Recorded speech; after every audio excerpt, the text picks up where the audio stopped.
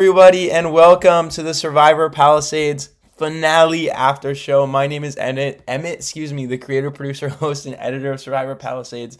And boy, do we have a bittersweet show for you today. This is going to be such a fun one to do, and I can finally be biased in what I say on this show because the season is done. So I'm so excited for that. But joining us, we have an amazing panel once again. Back, the whole gang is here. First off, we have Baylor. Baylor, how are you doing?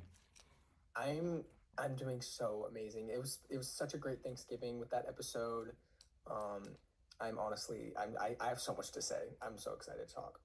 Baylor, are you a fan of swinging on a swing set? I mean, I guess I am. I love swinging. Amazing. And next up, we have the amazing Bella. Bella, how are you? I'm doing so good. I'm so sad this podcast is coming to an end, but I'm just so grateful I was able to be a part of it. We're grateful to have you. Bella, do you think you'd be on the spectrum of one search to get your correct key or nine? Where do you think you'd fall in there? Um, I think I could probably get three, Three. maybe three, not nine. I hope I wouldn't be nine. I gotta say, that challenge was crazy because I was expecting it to take like multiple tries for everyone, and they all got. I was like, what the? Like, the odds of that are like genuinely insane. I don't know how that happened, and I don't think I like covered it enough in my narration. I was just like so shocked, but what can you do? Poor Anna got the short end of the stick there. And then last but not least, we have the amazing Hunter. Hunter, how are you?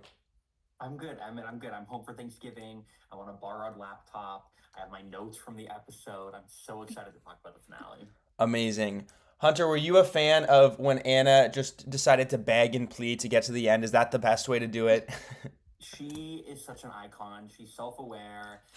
She literally got on her knees, which was probably the most effective and entertaining way that she could have gotten there. So I have a lot to say about Anna this episode, actually. So I can't wait. I cannot wait. And really, what a season. I mean, I remember when I aired this for the premiere that we did in Los Angeles, it's so different because everything is so conjoined. Like the first episode comes out like 2 hours before the finale. So, you hear Gage and Chloe in the same breath, but this feels so different and so elongated and like such a so different start than the beginning of the season. And I think that's so fun. Like I just remember the thrill of everyone being there on that day and then starting this show with all of you guys and anybody could win and then we're really getting down to the wire and week after week there's been twist after turn and we really were left with a season that was down to just Dylan and Chloe.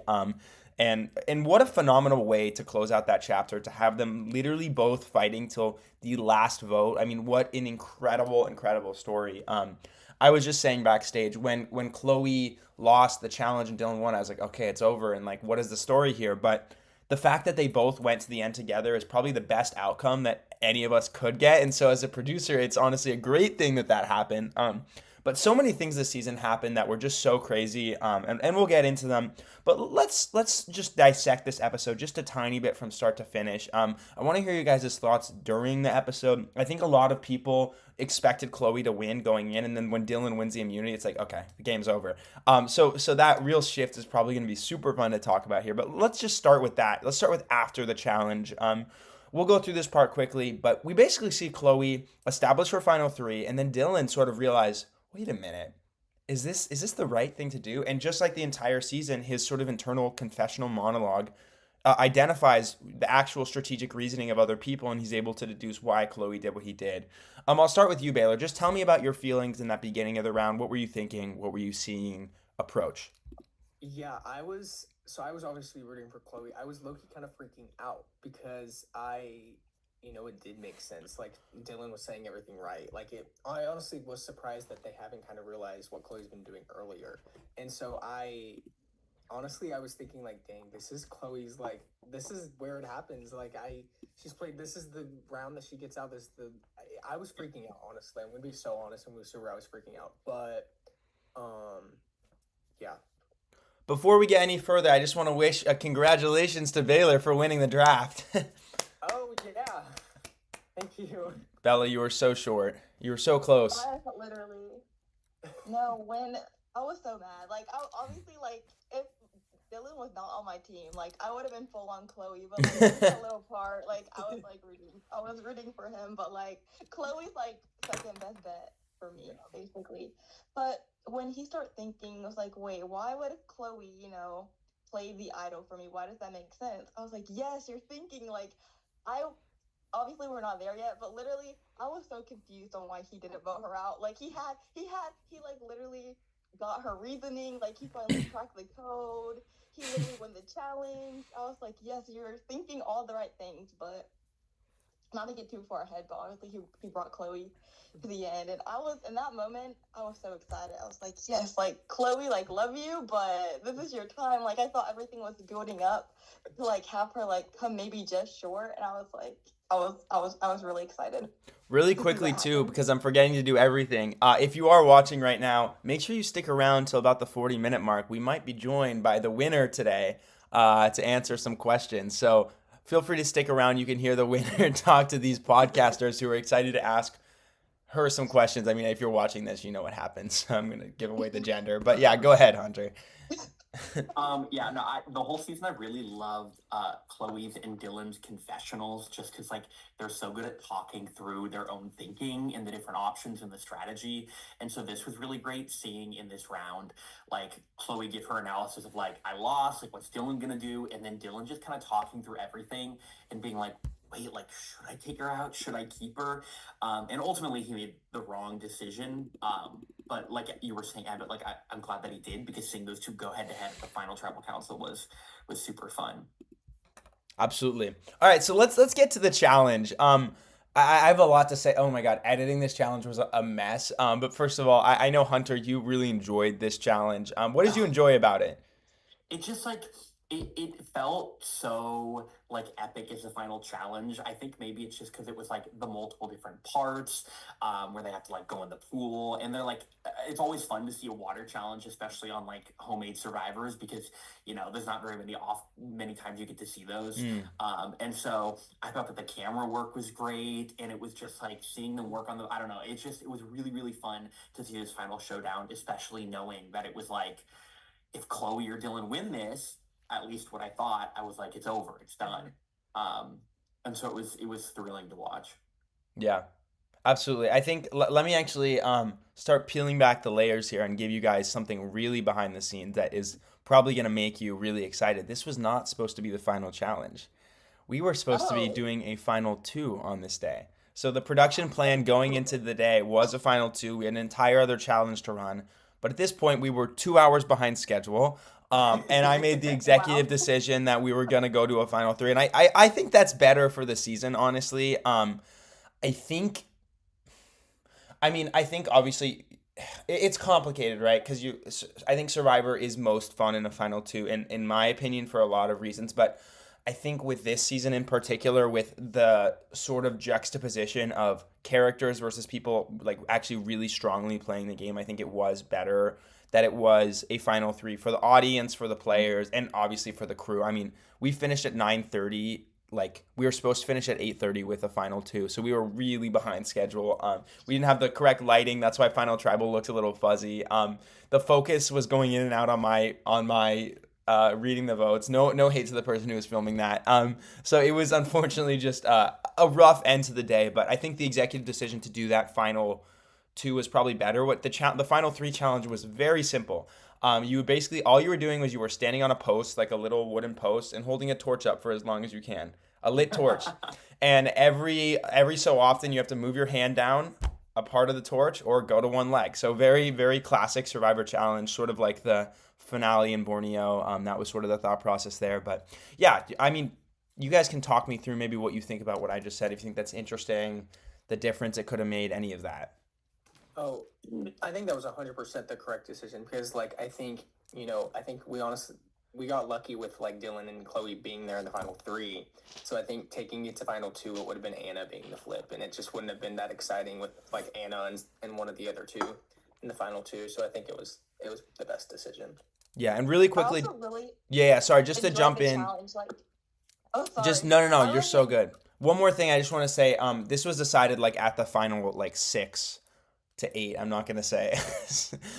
I'm not gonna say. Okay, 6. Yeah, it was decided between the final 6/7. This was not decided. This is. Oh my God. This was not decided like late in the game when like an immunity was won. It was decided like mid game because we are so far behind. But yeah, go ahead, Bella. Sorry. No, like during the puzzle, like I was confused on what the puzzle was at first. And then I honestly thought Anna might come back and get it. Like the way you were talking, I was like, wait, is she gonna come back and like solve the puzzle after all of this? Like that got me really excited when she finally did get the right key. I thought that might happen. And then also like I was trying to figure out that puzzle out of my head. I was like, how does this make a square? Like of all the pieces? Because when I don't remember who it was. I think he solved it with the four. I'm like, wait, there's another piece. How does this even work? I thought it was over then and there. And was this the puzzle that Spencer from Survivor like? Okay, that's what I thought. Yes. So I saw some of the pieces, and I did the same thing after I heard that she did that. And so because I saw like the one that was like kind of like a house, and I knew that one pointed to the corner, and so I was just like watching to see Yeah. like who got it. And then when Dylan had it, I was like, okay, he's got this. Absolutely. Yeah. I love that puzzle so much. Someone in the comments said, Emmett saying 6-7 was not on my bingo card. I don't know if you guys actually go back and watch the first and second exit interviews. I say it in both interviews, and somebody thought that I was like doing it as a gag. It was not. I mean, the first exit interview, 6-7, was not even like a meme then. I can't believe we're doing this. This is gonna be so. This is for my digital footprint. But I teach middle schoolers. You're triggering me. Okay, yeah. So you get it. But yeah. So it wasn't even a thing when I said it the first exit interview, and then somehow I managed to say it. I think it's because the pre-production was 6 to 7 months, and I kept saying that, so everyone was bringing it up in the comments. But yeah. Anyways, fun little memory there. Fun last challenge.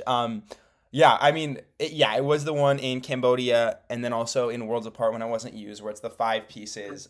It's like it's weirdly complicated for some reason. I'm not gonna draw it, but you guys get the idea. But yeah, I mean, Dylan winning that challenge was crazy. There were like 30, 40 people just watching from behind the camera. Like I have a photo of it somewhere, and it was so intense, an intense way to end the game. And another thing about the Anna thing, let me just break this down. She wasn't using the right logic here. So the math at the beginning was basically like you have a higher chance of going to get the keys at the farther end and a lower chance at the closer end, right? And so there were 4 keys because there were 4 stations. And if all 3 keys were taken from the further end, then obviously the last key would have to be at the closer one because there weren't 0 at that one, right? But she kept going the furthest. And I was like, Anna, there's no keys that are going to work over there. Like they're at the closer one. I mean, I didn't say that, obviously. I had to just keep my mouth shut. But yeah, so that also was contributed the reason why it took 9 tries because she kept going back to the farther one. But that's okay. And I wish Anna won that too. That would have been so fun. But Dylan wins immunity. What's going through your mind after? And he has a little like evil confessional of like, Chloe, I hope it comes back to bite you. And it just might. I'll start with you, Baylor. I genuinely, when he won, I just went like this. I was like, oh my gosh, like this is where I was honestly like, I was devastated. I was like, Chloe has to do something right now. Like she has to pull something up her sleeve. I don't know what she can do, but I just assumed that Chase and Anna would vote with Dylan if they just talked. But yeah, I was a little upset. I thought Chloe was a dead man walking. I was so happy. I was like, this was the one challenge, like, he literally needed, like, there was no finagle. I didn't think there was any finagling, really, out of this one. So I was so happy that he was able to win it. But then after, I was so confused at the lack of conversations. Like, it was just kind of settled that, oh, he's taking Chloe. I'm like, what do you mean he's taking Chloe? Like, that makes no sense. Like, why are we taking Chloe? And then everyone just agreed that he was taking Chloe. Anna's literally begging, like, oh, it's mere case. I guess I'm gonna beg. I was like, can we talk? Can we have a conversation or something? Like, I was just so confused. Like, what was even going on? Chloe has some insane mist. Like, I have no idea how she did it. Like, she literally was like, especially because, like, I thought, okay, after her big flip and then her idol play, I was like, she can't impress me anymore. But then she's like, well, I can't rely on Dylan, and so I'm just going to go and make sure that Chase and Anna vote for each other. And it worked. She got through and didn't get a single vote to her name. Like, I have no idea how she did it. It was incredibly impressive. And it was also really interesting watching Dylan, who, like, usually is very, like, I feel like kind of chill and, like, not super, like, arrogant. get really confident and like, oh, like I'm going to the end, like I got this, I'm gonna win. And he had a little hesitation about taking Chloe, but he was pretty confident, which was different from his demeanor throughout the entire game. Mm. And so it's interesting that as soon as that flipped, he made the wrong choice. Absolutely. Yeah, I think we'll talk about all of that, and I think that was one of my favorite like points like made in the comments of someone who was wildly underconfident the entire games becomes overconfident. But when you look at that, you look at their storylines. We see them converge at the final five, but really they're playing. We talked about it this whole season, opposite games the entire season, right? Chloe's playing from the top, Dylan's playing from the bottom. They're fighting opposite ways in a similar matter, and then this last episode they flip. And that's what makes it so interesting because now, after the entire game of watching Chloe play from the absolute top, she has to play from the very, very bottom and make her way to the top while Dylan has to do the opposite. And I think that makes her win so much more valid and like enjoyable because we have to see her play from all ends of the game while Dylan's storyline is the opposite, which I think is in turn less satisfying because you watch someone go from the bottom to the top and okay, that sounds pretty satisfying, but in the top, meaning that they hadn't actually secured their win yet. So it's very interesting, and really fascinating. I think the round comes down to three things mainly: three mistakes and good things done by the players. The first of all is Dylan not talking and having those conversations with Anna and Chase was a huge mistake and completely sealed the game there. Second of all, Survivor Palisades fatigue. I was sort of wanting to bring it up the entire season because I knew how relevant it would be at this end podcast. Like the fatigue and lack of strategic like confidence from Anna and Chase like completely gave Chloe the win. And then finally, Chloe's just amazing gameplay and ability to see what I think almost no Survivor player has ever seen, which is the idea that Dylan has as much power as every single other person, especially when he's not having those conversations. And so going back to Anna and talking to Chase and understanding the whole picture was so genius. So yeah, let's dissect that. Baylor, you go first. What do you think about that? No, yeah. So I honestly, no, I thought it was amazing. I thought Chloe did everything right. When she was talking to Dylan, she was pulling everything. Like I was kind of, as I was watching, I was kind of thinking like, okay, what does Chloe need to say to Dylan right now, to sway him? And I was saying like, I mean, what's the jury gonna think of you after I helped you out? I was thinking stuff like that. And she was saying a lot of the stuff I was thinking to Dylan. Like I was like, dang, she really is making him like. Because I think they had like one conversation, but I was like, so other than that, I was also like just very shocked that Dylan did not go and talk to Chase, and I thought it was very interesting that he just assumed that they would vote for Chloe, which I guess now that I like trying to put myself in his shoes, like I can kind of see how he thinks that because like she's obviously played the best game, but I just don't think he put into consideration like, yeah, I guess like the fatigue that it's Chase and Anna, and they're great players, but they just weren't really thinking that at the end. So I think that was Dylan's big blunder at the end. But yeah, I think Chloe just did everything right, honestly.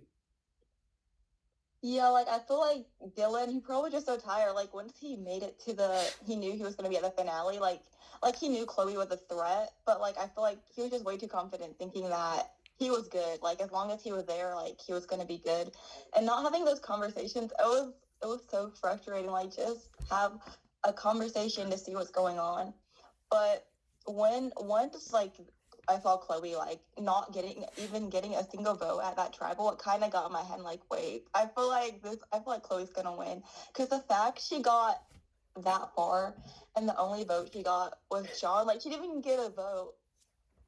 She didn't even get a vote that tribal when she should have like in my head she should have been gone.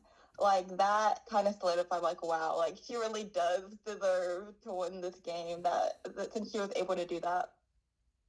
So, and did Dylan? What did Dylan want at the final four? Because like he didn't vote for Chloe, but it sounded like he said he thought the other two were going to like send her home. Like, did he want her gone? Yes. So here's how this works. And first of all, when I was walking up to the urn to go read those votes, tally them, excuse me, I was okay. Chloe's gone. Like this was a morning. Like I was not expecting Chloe to survive that vote, even from like I was not able to track those storylines while that was happening. It was so convoluted and confusing. So here's Dylan's plan. And I think that confessional doesn't completely sum it up because I don't know if everything he said is translated just with the end of the day tiredness. So Dylan is expecting Chase and Anna to vote for Chloe. That's 2 votes on Chloe. Dylan is expecting Chloe to vote for Chase because Chloe and Dylan had this final 4 where they'll vote for not each other and they want to take Anna to the final 3. So that leaves Chase. So a 2-1. So Dylan is the last vote here. He wants to get away without voting Chloe while still sending her home. So he's expecting a 2-1 by putting a vote on Anna to save his reputation while also and the promise that he made while also making sure he looks the best in front of the jury. What he didn't account for here is Chloe's ability. I was gonna say manipulation. That sounds a little harsh. Power, yeah, to get in the head of Anna the most for sure, and then on top of that, Chase's miscalculation by voting for Anna. But at the same time, when I am in their shoes, it does make sense because no one was talking to them. And so there was no reassurance on their end that anything had changed. And so it would make sense on top of like the 20-minute rounds that, okay, no one's talking to me. It's between me and Anna because nothing has changed in this plan that has been the entire talk of this last hour. So yeah, I'm going home. I have to save myself. But so many miscommunications. It just crazy. Yeah, someone in the chat saying Chloe insane for that final 4 move. Couldn't agree more. Yeah. I had to watch it twice to figure out what happened. Yeah. Oh, sorry. Say that again, Bella. I had to watch it twice. Like, I had to rewind. Like, wait, what just happened? Yeah. And I was like, oh, okay. People were like counting the votes in the final chat. They were like 2 votes for Anna. Like what? Because I don't know. Crazy. No, yeah. I honestly, because like I was thinking, like you also have to remember, like Chloe just saved Dylan, like saved his life. So I guess maybe they were thinking that. But I also just want to say, like, I was thinking this, like, it's just so funny, this situation for Dylan, because it is a lose-lose now for him, because if he owns it, he doesn't look the smartest pupil, because he's like, no, I tried to get Chloe out, I didn't vote her, I just didn't communicate. Like, he has to say that to the jury. If he doesn't own it, Chloe then has the ability, or it's inferred that Chloe just kind of outplayed him in that last tribal. So it was a lose-lose for Dylan after that tribal. It was just a bad outcome. He really fumbled, which was so unexpected from him. I don't know. Yeah.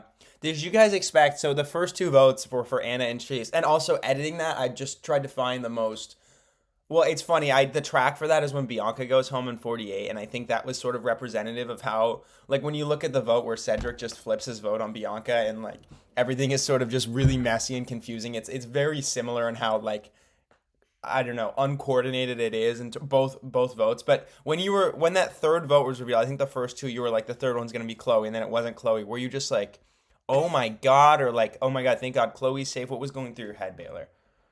I honestly, when it wasn't a vote for Chloe, I knew exactly what happened, because I honestly I knew. I was like, Chase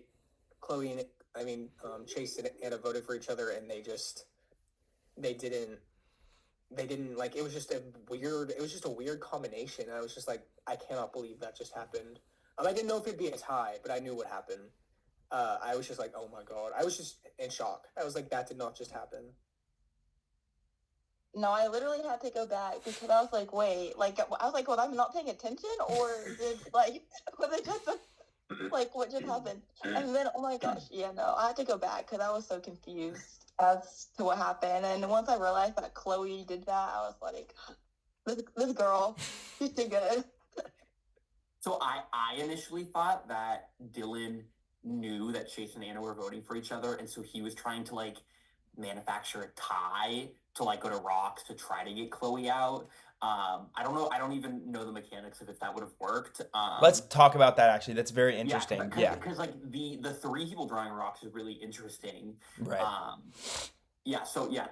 through that, Emmett. Yeah, so when Dylan realized his plan didn't work and the vote tied, he tried to do that. So this was cut because it just wasn't narratively, there was no confessional to back it up. It didn't make sense. But what Dylan wanted to do was after he failed at that, he wanted all 3 to draw a rock. He says that in his exit interview and the later parts of it. So what happened was when you go to a rock draw, Chloe and Dylan now have to decide who goes home. If Chloe and Dylan can't agree, then Chloe will join Chase and Anna in the rock draw. So what Dylan said is, essentially at that point it becomes Chloe's decision because she just had, or it becomes Dylan's decision because Chloe's not gonna care who goes home as long as she's safe at that point in the game. And so Dylan said, "What if I don't choose a name? What if I don't vote?" And of course, so all three of them would draw a rock. And of course, I had to say, well, you have to vote in Survivor. That's how every tribal council works. That's against the game to just say, I'm not going to choose. So that was what Dylan tried to do for a second, which of course is not allowed in the game of Survivor. It'd be like voting for yourself or not voting at a tribal council. But yeah, he did try when he failed to manufacture the vote again. But also, the one thing I will give Dylan credit for is pulling off a 2-to-1-to-1 at the final four and being able to think about that at 15 hours in the day is insane. And that's Loki. He doesn't watch Survivor. Like, that's crazy impressive to be able to realize that and think about that. Of course, how he pulled it off relies on people, and you have to go talk to them about it and all of that. But I think the idea was definitely there, and it was definitely there for sure. Yeah. No, that's And then the flip to like think about like the rock draw after that, Right. is also impressive. So like clearly he was thinking about it, which is so interesting because like I feel like his game has been largely social, and then at the final four, as soon as he's safe in his power, it's like he's thinking very strategically, but not going and like talking to the other people, which is unlike how he's been playing. So it's super intriguing that like that was his downfall. Yeah. I think honestly coming into this season, Dylan played almost exact opposite of what I thought. I did think he would be more of a villain in some regards. I thought he would be more in power and be more mischievous and sneaky, and sort of have a comeuppance at like final 5, 6, something like that happen. So I was very surprised to see his arc, but I wasn't surprised that he was able to survive day after day because I knew. Let me pull up my predictions now. Now that I can finally do that, you guys keep Please. talking, but I sent my predictions to Hunter like a day before the season. I have them somewhere. But yeah, keep talking while I do that. No, I thought honestly, like forcing a rock draw is kind of villainous. What you were saying, I was like, oh my gosh, like that's crazy. Just right in front of her. No, we're not gonna agree. I wish it would have happened. That We're would have been drawing fun. Yeah. Okay, I have my Is predictions. there gonna be a rock draw? Yeah, that would have been so fun at the final four. Wait, also, one more thing. Tragic when Dylan was like, "Oh, I do have a preference, and it's you, Chase." Oh my He's really God. excited. He's like, "Yes, like I love you." He's like, no. Like my preference is for you to go home. That was the best way was for Chase to go That home. was the funniest. Yeah, that was the funniest. I was laughing so hard. That got so many laughs at the watch party. Oh my god. Oh, Chase. Oh. Like that kind of is the perfect way for Chase to go home, though. No, yeah. It's also like he got 4th place 2 games in a row. The exact Consistency. way. Yeah, and you look at his storyline, I don't think he gave up, but I wouldn't say he was fighting very hard at that final four. You see his confessional, and I kind of like, I think it's kind of sweet. Like, I think at the end of the day, like seeing him go home like that is kind of satisfying in a way. Maybe, I don't know, maybe others disagree, but like watching him step aside for the bigger players 2 seasons in a row it has always helped the season, I would say. So I think it was interesting. I like the self-awareness of like, yeah, I don't have this. I'm not gonna win. But it's so funny because like the round before he was so confident, and his confidence ebbs and flows so much. Okay, let's talk about Anna, and then I'll pull up my predictions. What do we think about Anna across this whole season? I will start and just say I think Anna, as Hunter has said week after week, constantly undersells herself. I think the first 5 episodes of the game, her and Abigail were the season and the storyline, and they ran pretty much the entire game for those first 5 episodes. And when Anna lost Abigail, it really hurt her game. But the way that she reacted, she could have still stayed in it, and she constantly undersells herself. And she is a good Survivor player, I think, at the end of the day. But I don't know. Yeah, definitely the way that she went about the last 3 rounds of the game didn't help her. But yeah, let's hear your thoughts. I'll start with you this time, Hunter. We'll snake back. Yeah. So I just like I think that after she lost Abigail, like she did not play super well.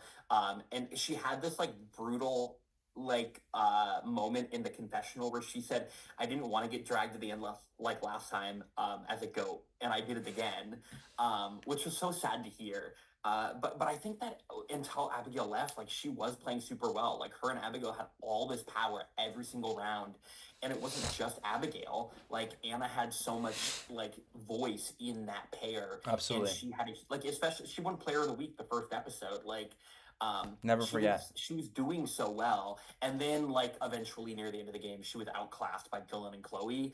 But like up until that point, she wasn't like this goat being dragged along. Like she was an active, good player, and I think she needs to give herself more credit. Absolutely. You know, I think she could have done more. Like, I don't know, she was probably just tired, had a long day, but I feel like even when Abigail left, she could have like repositioned herself somehow because she still had the same relationships Abigail did. I think she just kind of assumed she didn't when she left. Mm. But even aside from all that, like I was just so happy to have her because she was very entertaining. Like she said so many funny things. Like she kept not even tension, but like she kept a little spark the whole season, and I really did appreciate what she brought, Literally even got her though she gagged. was a go again, unfortunately. Unfortunately. Yeah, I honestly think Anna's biggest mistake, at least in the, because her early game was very good. I think her biggest mistake in the late game was really like burning the bridge with like the boys. I think the boys were Yeah. like not, they Absolutely. did not want to work with Anna at all in the end game. Why? Because I think they thought she was kind of a rash player. That's kind of just how she presented herself. But I think honestly, if she was able to work with the boys, kind of like how Chloe did, she could have been in a much better spot. But I think she did really burn the bridge with the boys. I think that's a great point. First of all, I want to point out someone in the chat is saying justice for Anna. I agree. But I do think that's a really good point because look at the final six. They told Anna they were voting for Abigail. Like, Anna was getting information from the boys, like, for honestly no reason. Like, she did have some social ties that worked. And unfortunately, she just chose to believe that they were lying to her instead of just maintaining those relationships. But I don't know. Like, yeah, she was getting information second to Chloe, but I don't know. Being second to Chloe in an information chain is a really good spot to be in, I think. So the fact that she was being told by the boys time and time again, and Sean, for some reason, had this knack to work with her time and time again, even though she, like, every time they talked, she was like, "You never speak to me." Like, they had, one of my favorite dynamics this season is them because they never talked, and when they did, she would just, like, pick at him, and it was just so funny. But I think Anna definitely played an underrated game, and the mistakes started coming in at the end. But up until then, I think she played pretty well. There was a lot that was unedited from her, a lot that we don't see of her perspective because she is the inevitable, third placer. For instance, she made a really active effort after the third round of the game to be quiet. So the fourth and fifth, the merge rounds, she in confessional was very actively going, I'm not going to use my voice this round. I'm going to slow down. I'm not going to accuse anyone of anything. I'm going to be behind the scenes a little bit, which she absolutely did. And those were two of her maybe best rounds the whole game, I would say. That's exactly what she needed to do. Right. And then she sort of lost that maybe with the sunburn and the Survivor Palisades fatigue. It happens to the best of us. But yeah. And then, the last thing that I wanted to bring up that I've been sort of baiting you guys with is Anna found an advantage in episode 5. She was the one who found the extra vote. She never played it. She didn't do anything with it. She found an extra vote at the final 8 that was only good for that tribal council. It was a 6-2 on Ella Rose. She just let it go, but irrelevant to the storyline, but she did find it. I want to say one thing. It's completely unrelated. It's with Anna, it's doing. And I thought one of the funniest, like, subtle things I noticed in the last couple episodes was Chase calling Anna Anna. Yes. Anna like 5 times. I was like, you've been with her all day. You're saying, I don't know. I just thought it was so funny.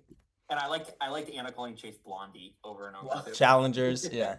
You think Blondie's gonna beg? Probably not.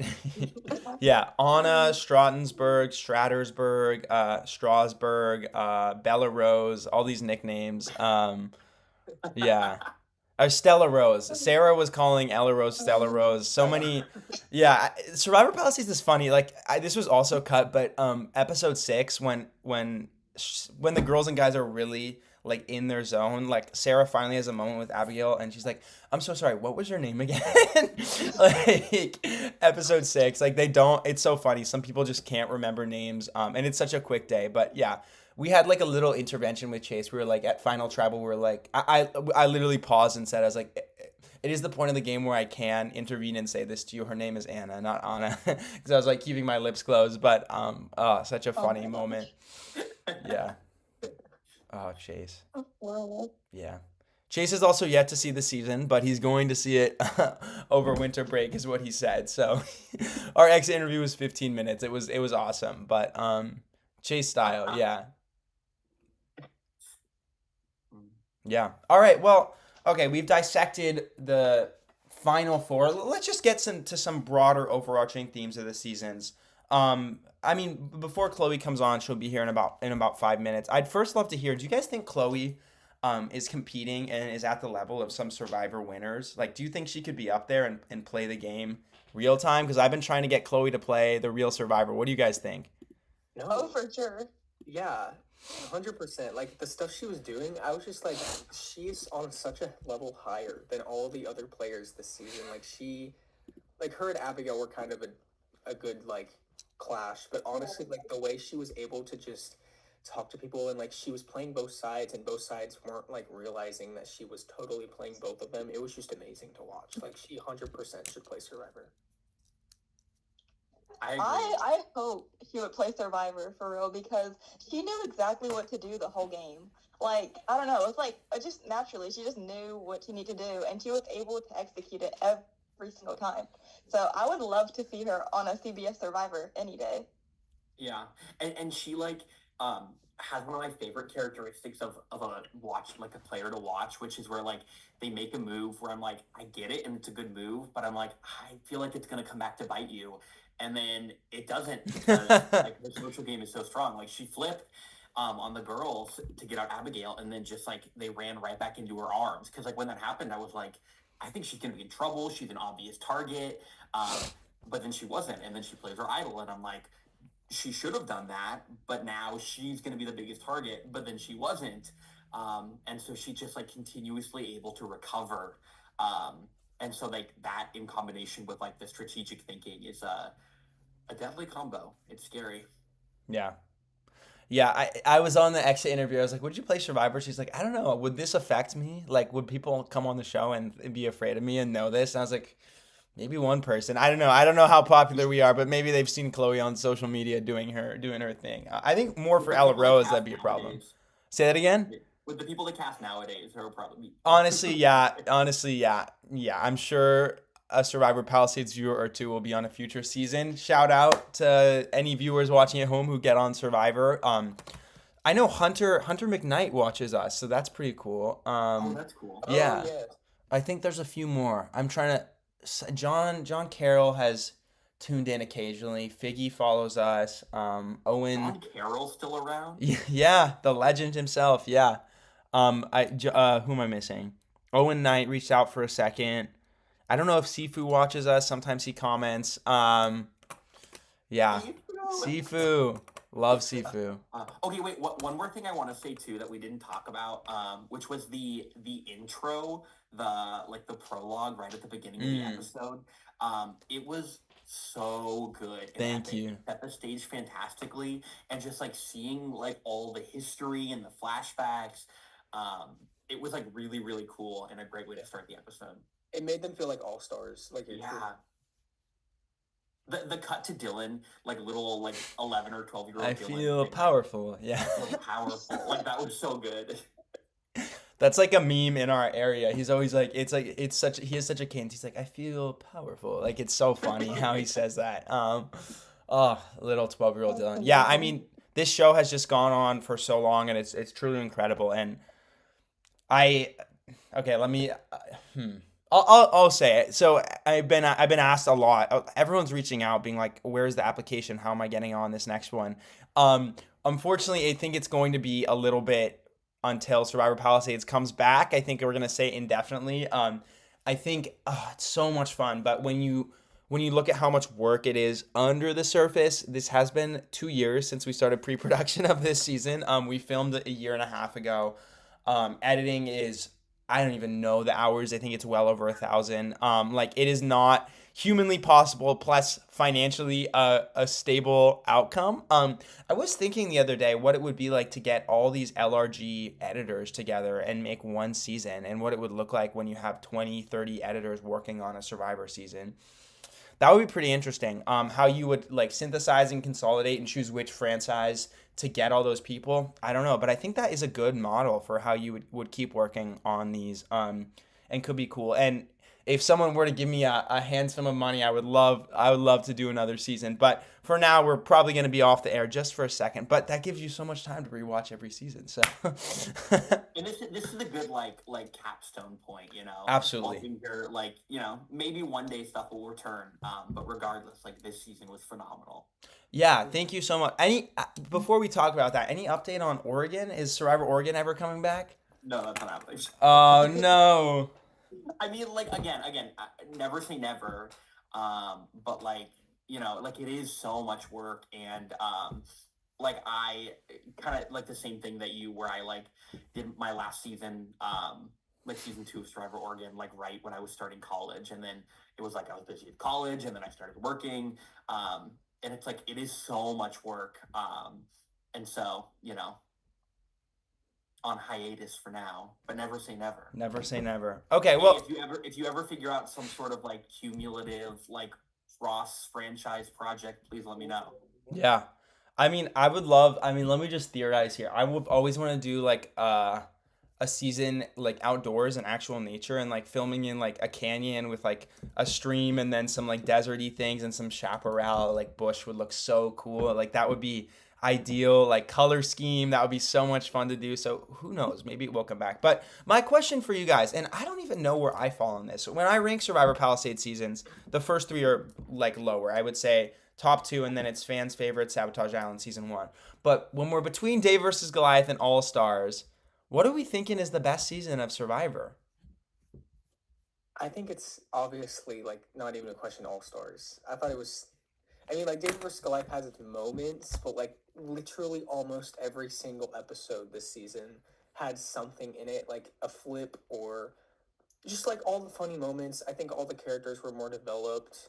All of the relationships were more interesting. I thought it was also like very everything was so dynamic. I think it's not even a question. I say All Stars. I feel like the storyline was like, I don't know. I felt like more complete almost. Like, Hmm.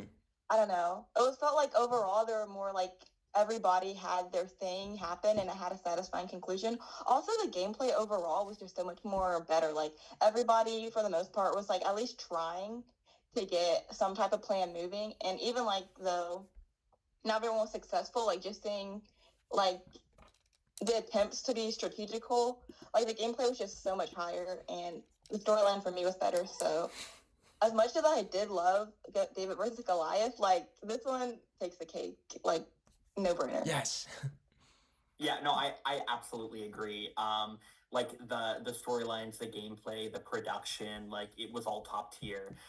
In fact, I'm biased here, but I watched a lot of like LRGs and homemade Survivor games, and this is the best season of any of them I've seen. Just like the combination of all these different like parts, and like the production value was so high for a homemade show. I remember at one point, Emmett, you and I were talking about like how many cameras and mics did you have? 22 cameras and 14 microphones. Like that's crazy, and it was Yeah. a $1,500 budget. Like that's not a lot of money, and you have all these. Like it's so impressive what you were able to do here.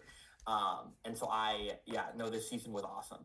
Thank you so much. Yeah, I mean, I would love to do like one more podcast, maybe even just me or with either one of you or whoever wants to join, just dissecting the editing and then budgeting for something like this and how you plan everything. It's pretty interesting. But no, for sure, the budget thing was terrifying. I think what saved it is we didn't pay anything for cameras. Every person who wanted to use a camera did it by hand, and then also like 10 of the cameras are iPhones, so it's sort of like a cheat code. But a lot of them are like nice cameras, and so that was nice. I don't know what my point was here. But okay, let's keep rolling. I appreciate all the love for All Stars, and I would have to agree. Looking back on this season with these 12 players, any highlights of the entire season for you? Favorite things that happened? Anything that you want to just talk about for a second? Maybe even get my opinion on. Just thoughts about the season in general. I'm all ears.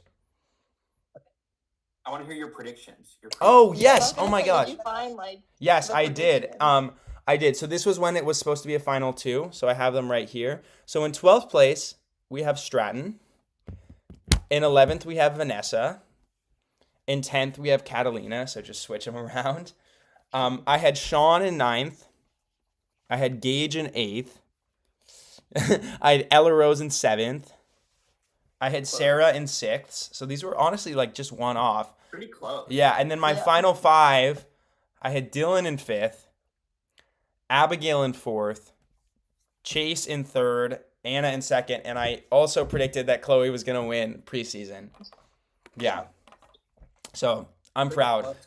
Yeah. I was between Chloe and Abigail for the preseason, and honestly, I think that's really who the game was between in the end for the most part. I think 99 times out of 100, one of them wins the season.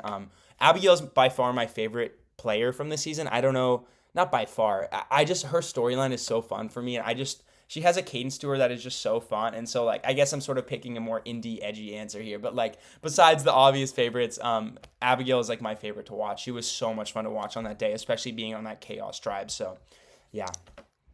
Well, and like that's one of the biggest things where like I was not confident that Chloe, like I kind of thought that Chloe's flip might have happened a little too early, but looking at it like in hindsight, like I think that if Abigail makes it through that round, like she has so much control and very likely wins because she like has her idol and she's by far the best challenge competitor, and she had this like great alliance and relationships, and so I think that like Chloe was able to have that foresight and just like take her out at the perfect opportunity. Yeah.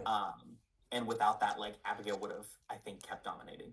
Yeah, and I think on top of that, Abigail's just relationships were better than anyone. I Yeah. mean, with Anna was better. I would say she at this point probably had an equal relationship with Sarah. She had a better relationship with Dylan and probably Sean. The only person she didn't have was Chase, but I don't think anyone but Sarah really had Chase. Maybe Sean did. So I think it was a insane move. That was so shocking when that happened. I was like, wow.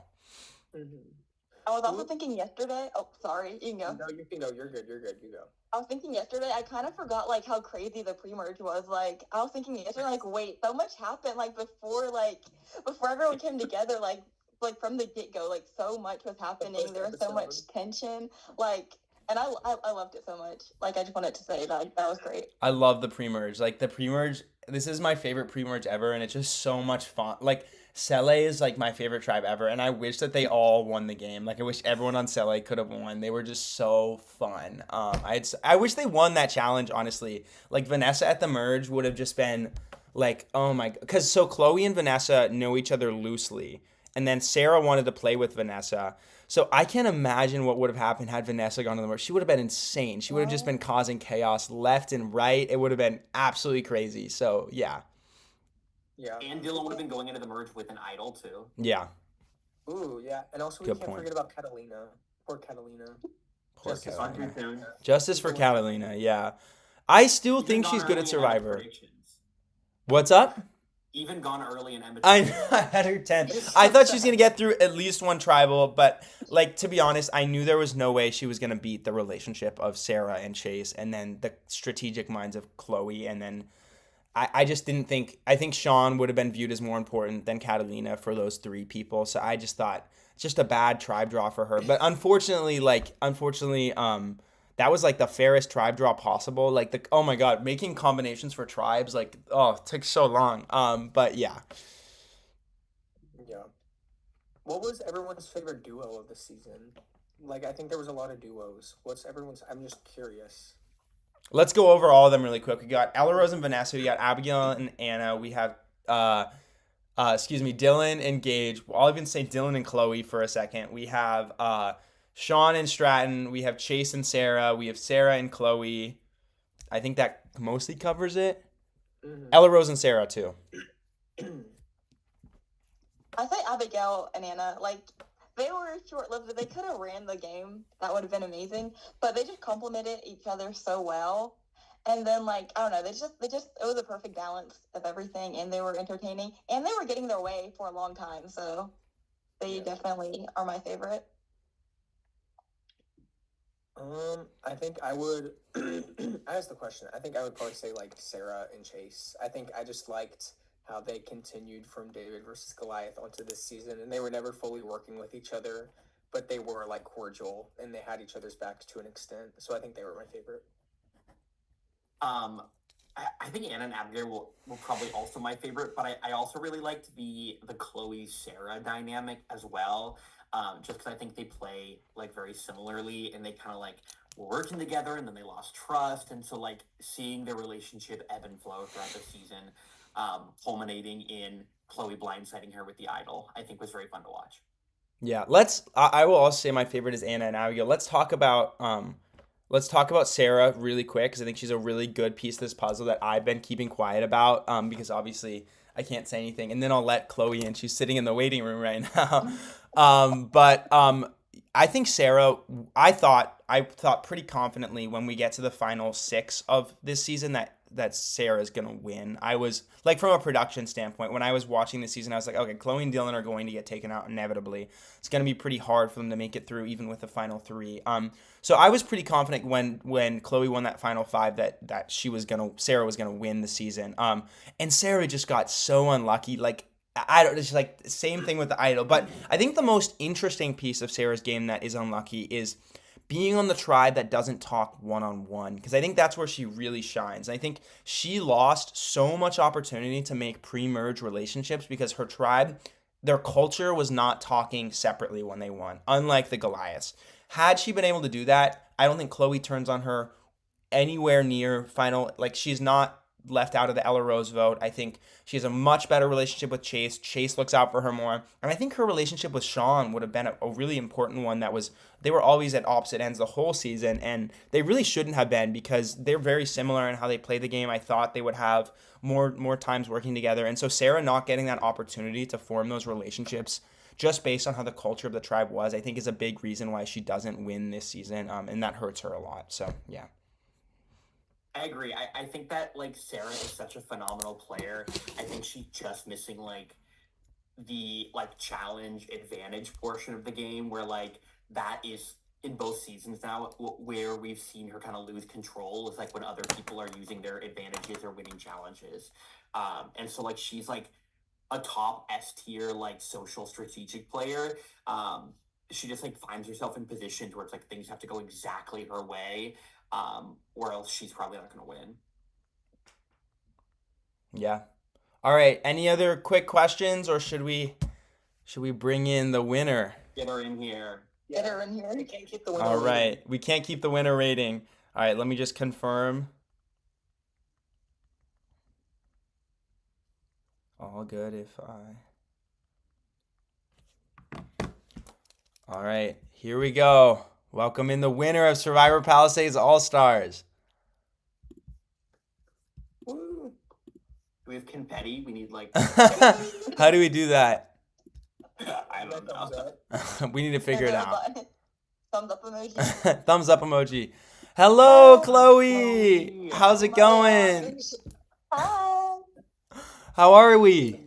Crazy. I'm good. I'm actually in Palm Springs right now, for Thanksgiving, but Not for your I victory had to come trip? on the podcast. Spending that $1 million. Not doing my press tour. Yeah. She's on her world tour right now. Everyone here is so excited to talk to you. So I was just gonna have this sort of last 10 minutes as if anyone has any questions, either in the chat, if you guys are in the chat, want to ask some questions, and then also our 3 podcasters here who have been with us all season following your game. I don't think a negative thing has been said about you. You have been like predicted to win every single episode. So let's hear your thoughts. If anyone wants to jump in and say anything to Chloe. I'll say, like, what were your kind of like intentions going into the game? Like, what were your thoughts? How do you think it would go? What was like your original strategy? What do you think would happen? Like, were you nervous? I'm just curious. Yeah. I talked a little bit about this in my exit interview, but I think overall I wanted to come in the beginning of the game as a quieter player, kind of under the radar, kind of suss out the players and who was going to be front runners, who was kind of trying to control the votes, things like that. And then after I felt like I was sort of doing that enough, I wanted to sort of take the reins into my own hands and control the votes and, make some moves. I also talked about how it's everybody's dream when they play Survivor, Palisades or real Survivor, to find an idol. So I really wanted to find an idol. So I was super excited that I was able to do that so early on in the game. And then I guess in terms of sort of anticipating the players that were going to be joining. I didn't know exactly who was joining this season, but I had a pretty good idea of like the fact that probably a handful of season 4 players were going to be playing, which I think really helped. The fact that I watched that season and was at that premiere event, I feel like that really helped kind of get a little bit of an idea of, you know, what their gameplays were going to be like. So yeah, overall, I was super excited to go in. I was nervous. I didn't really know how it was all going to go, but I knew I did well in season 3, so I figured if I could do at least the same, that was going to be a good game in my book. It's funny you say that too, because the two people who were at the Dave vs. Goliath premiere and All Stars who weren't on Dave vs. Goliath were you and Abigail, who are two of the players who run the season. I have a question. Oh, yeah, no, you go Bella. first. Go for Bella. I'm sorry. Okay, like, as a viewer watching it, it was like, it felt pretty obvious from, I don't know, at least pretty early on that you were gonna win. So, like, did you have a moment you're like, wait, I actually got this in the bag? And if so, like, when was that moment? That's a good question. I don't think I had one specific moment. I think when I found the idol, that was super confidence boosting. Not only was I able to like check off that Survivor bucket list thing, but I also felt like, okay, I at least have protection, and if I can fly under the radar long enough, in theory, I could at least get to Final 4 if I had to play the idol at Final 5. Yeah. But it was just lucky that I didn't have to play it for myself, I guess. I think once Sarah was out, and I found out that like Chase and Sarah and Anna had a Final 3, I feel like then it was down to me, Dylan, Anna, and Chase. And I felt like I had a pretty good chance at that point because I had so many things on my resume. So maybe if I had to choose, like, it would be at that point, yeah. Okay, I'm really curious what ultimately pushed you to decide to turn on Abigail and vote Abigail out. Because at the time I was like, I feel like it might be too soon, but you recovered perfectly. Yeah. What was like, you know, what made you decide like this is the moment? Yeah. I think when I realized that she was such a like strong player, of course, like we only got so much visibility into the tribe dynamics pre-merge, but post-merge, she was like making moves, right? She was helping organize the Stratton vote. She was helping organize the Ella Rose vote.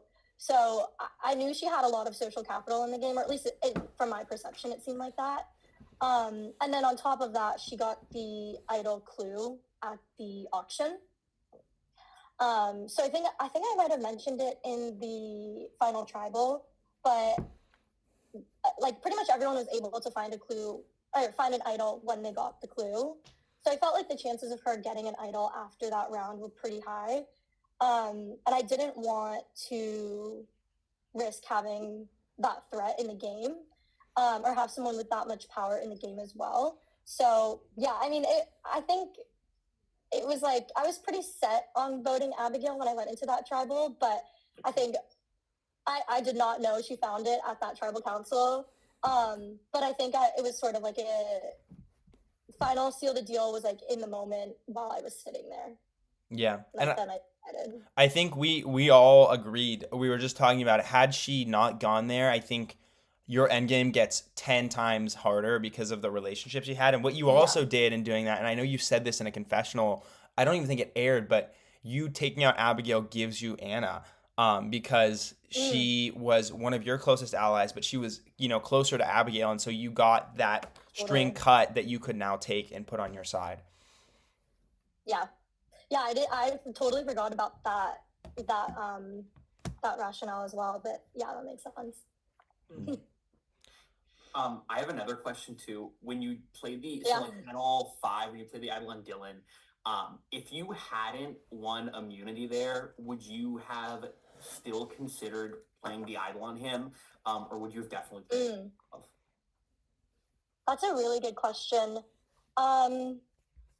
Okay, my question to your question is, do I know that Chase, Anna, and Sarah want to go Final 3 with each other?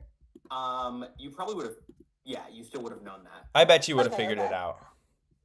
Yeah, I think also just like, kind of figuring out who is gonna want to go with who. That's a really good question.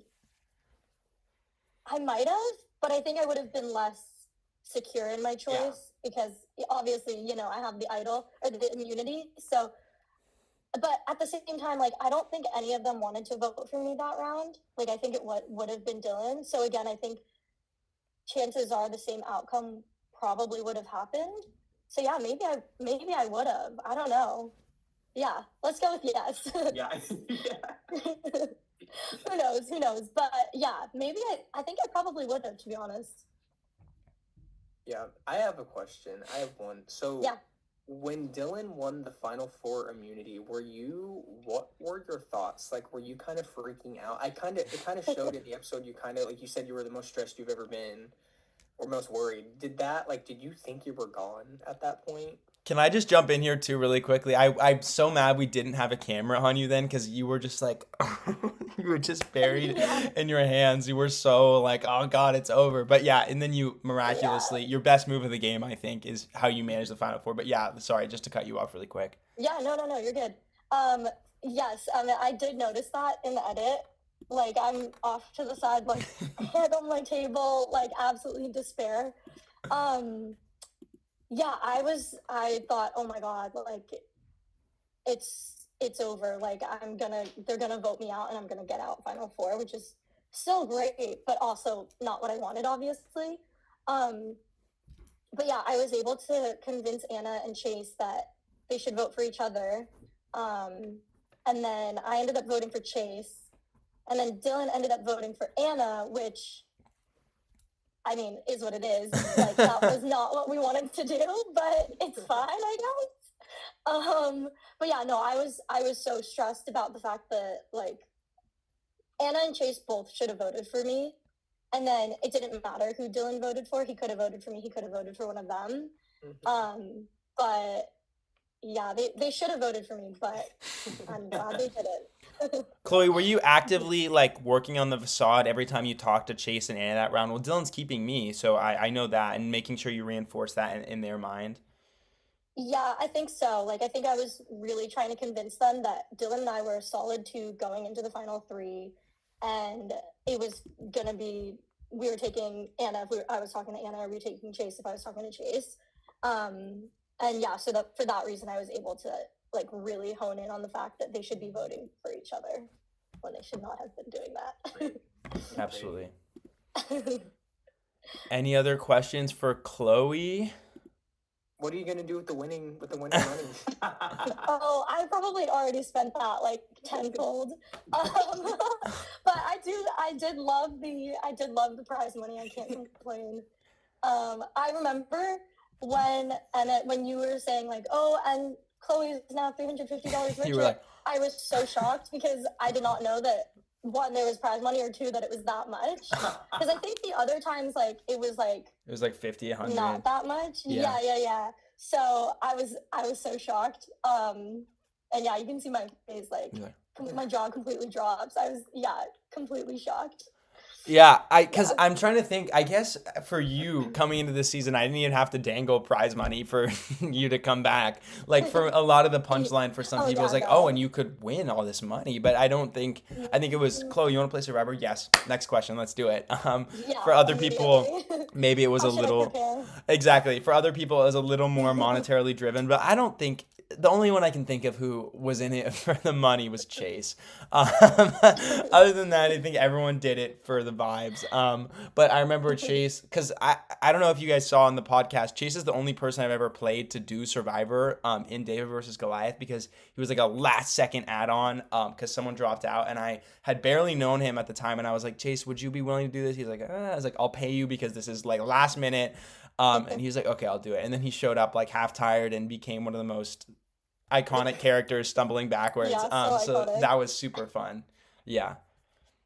Also, we decided you do have to go on Survivor. Like, it was like, so you don't really have a choice now. Yes, unfortunately, you have to go on Survivor now, Chloe. We have voted. I will send you the application. The podcast has spoken. Looked it up. I've looked up like how to do it or whatever, and like what you have to do. Maybe I'm wrong, but it sounded like you just have to do like a quick video, and it should be like the most natural, normal part of your life, I guess, that like you're recording yourself.